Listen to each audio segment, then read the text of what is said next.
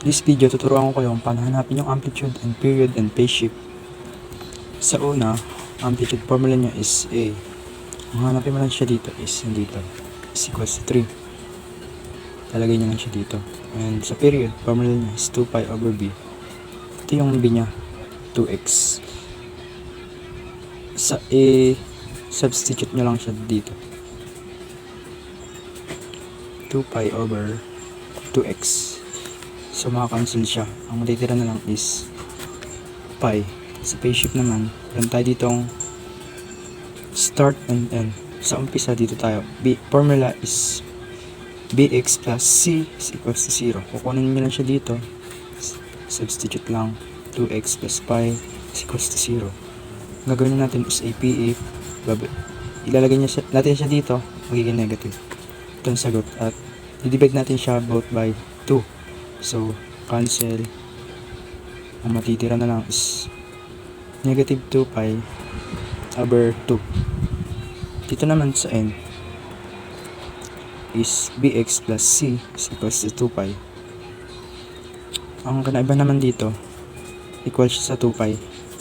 So, ganun din, substitute lang.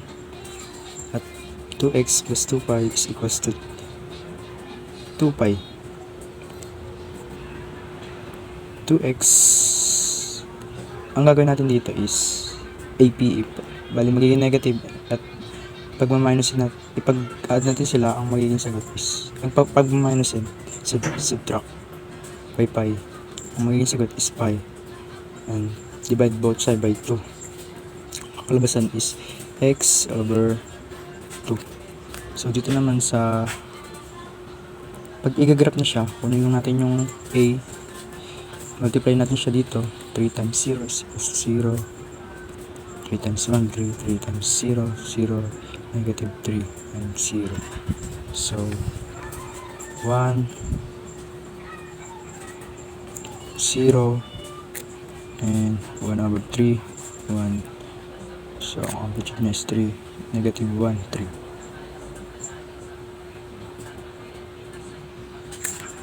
0.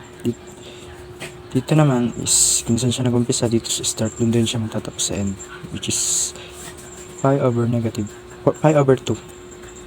So ganito siya pag green up.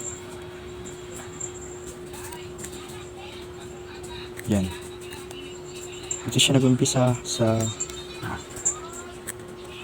negative pi over 2 at magtatapos siya sa pi over 2.